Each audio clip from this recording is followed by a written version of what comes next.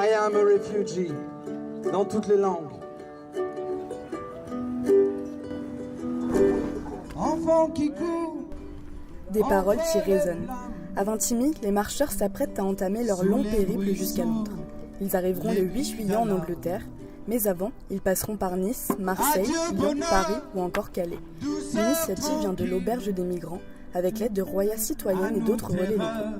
En plus de témoigner leur solidarité aux migrants, c'est l'occasion de faire changer les consciences. Dans la population, il y a beaucoup de gens qui ne savent pas en fait trop ce qu'ils pensent. Il y a des gens qui sont vraiment pour, il y a des gens qui sont vraiment contre. Les gens vraiment contre, on va avoir du mal à les convaincre. Mais il y a aussi toute une population qui est neutre, qui ne sait pas, qui n'a pas l'habitude, qui n'a jamais rencontré des réfugiés. On s'est rendu compte de ça à Calais.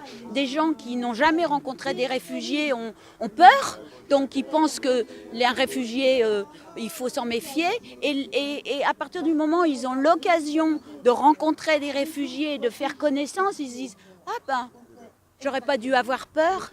Les associations espèrent déconstruire les stéréotypes. Au contraire de Génération Identitaire, un groupe d'extrême droite qui sévit à la frontière des Alpes franco-italiennes pour stopper les exilés. Les marcheurs solidaires, eux, veulent symboliser un accueil chaleureux et digne de la France. C'est-à-dire, autrefois, en France, on était une terre d'accueil.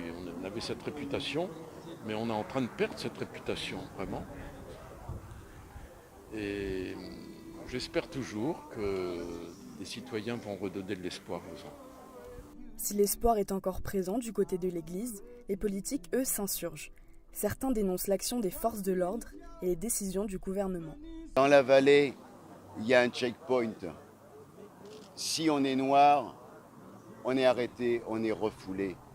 Ça n'a pas de sens. Donc il faut remettre les choses, je dirais, en perspective plutôt que de vouloir créer des conflits. C'est pas. Et la marche, pour ça, c'est une réponse au conflit. C'est une réponse au discours de haine qu'on a vis-à-vis d'autres qui sont en souffrance. Si demain, c'était nous qui étions dans cette situation, est-ce qu'on aimerait être accueillis de cette manière-là? Non, bien évidemment. On attendrait quelque chose de positif. Donc l'objectif, c'est d'être positif.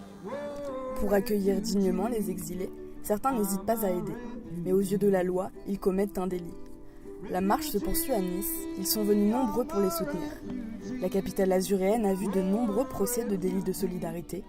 Un délit jugé honteux que le périple solidaire compte bien changer. Des élus sont aussi venus les soutenir. En fait, c'est important parce qu'on est dans une ville frontalière, enfin un département frontalier.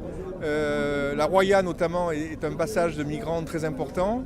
Il y a dedans des gens qui ont pris des risques personnels, comme Cédric Héroux, comme d'autres, et qui aujourd'hui sont inquiétés par la justice assez régulièrement. Et être là, c'est en même temps leur témoigner de notre soutien.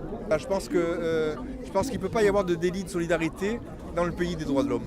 Pourtant, certains ont été condamnés, comme Cédric Héroux, Pierre-Alain Manoni, Francesca Perotti et bien d'autres.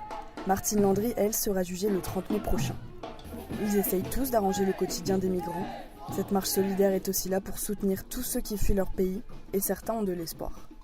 Je pense que c'est très important parce que d'abord, ça va de Vintimille à Calais, c'est comme le symbole un peu des deux villes où les gens sont bloqués, persécutés, et puis il y a eu des passages dangereux. Je pense que c'est important qu'ils traversent la France et ça va durer assez longtemps, donc ça permettra de ne pas que les migrants qui sont ici ne passent pas dans l'oubli.